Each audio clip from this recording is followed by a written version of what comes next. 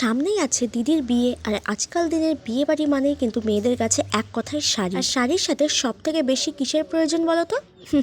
চুড়ি। আর মেয়েদের কাছে চুড়ি মানেই হচ্ছে একটা আলাদাই অনুভূতি। তাই আমিও দিদির বিয়ে উপলক্ষে মিশো থেকে অর্ডার করে দিয়েছি 1 ডজন চুড়ি। আর এই বিউটিফুল চুড়িগুলো আমি পেয়েছি মাত্র 150 টাকার মধ্যে। আর জানো তো, আমি যখন এই চুড়িগুলো অর্ডার করেছিলাম তখন আমি জানতাম পিঙ্ক কালার শাড়ি পরবো, তাই আমি অনেক শখ করে মিশো থেকে পিঙ্ক কালারের চুড়ি অর্ডার করেছিলাম। বাট পরে আমি জানতে পারলাম যে আমি পিঙ্ক না, ওটা পিঙ্ক আর ব্লু একসঙ্গে মিক্স করে একটা শাড়ি পরছি। যাই হোক, শাড়ির মধ্যে পিঙ্ক আছে, এটাই বড় কথা। আমার মতো কারা কারা আছে পার্সেল আনবক্সিং করে জিনিস দেখার আগে বাবলস গুলো ফাটিয়ে নাও? আমি তো একটাও বাদ দেইনি, সবগুলো ফাটিয়েছি। যাই হোক, দেখো চুড়িটাকে কত সুন্দর লাগছে, তাই না দেখতে? সত্যি কথা বলতে গাইস, আমি ঠিক যেমনটা ফটোতে দেখেছিলাম একদম সেম টু সেম, মানে আমার সঙ্গে মিশো কোনো স্ক্যাম করেনি। আর চুড়িগুলো রোদের মধ্যে এত চমকাচ্ছিল, তাহলে ভাবো রাতে লাইটিং এ কত সুন্দর চমকাবে। সত্যি কথা বলতে আমি ভাবতেও পারিনি মিশো আমাকে এত সুন্দর চুড়ি সেন্ড করবে। হ্যাঁ, এবার বলি, ভাগ্যিস আমার শাড়ির মধ্যে শুধু ব্লু নয়, পিঙ্ক কালারও আছে, তাই আমি অনেক বাজা বেঁচে গেছি। মানে আমাকে আর এই চুড়িগুলো রিটার্ন করতে হবে না, আর রিটার্ন করলেও বাকি আমি দিদির বিয়ের আগে কিন্তু পাবো না। এই চুড়িগুলোর একটা দিক কিন্তু বেশ ভালো,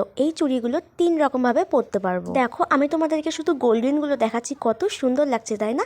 যে কোনো শাড়ির সঙ্গে বা চুড়িদার, গাউন, এগুলো সবকিছুর সঙ্গে কিন্তু সুন্দরভাবে মানিয়ে যাবে। এবার দেখো এই পিঙ্ক গুলো, এগুলোও কিন্তু আলাদাভাবে পরা যাবে। এক কথায় আমার কাছে চুড়িগুলো দারুণ লেগেছে। তোমাদের যদি ভালো লেগে থাকে তাহলে আমাকে জানিও কমেন্ট করে, লিংক কমিউনিটি পোস্টে দিয়ে দেবো।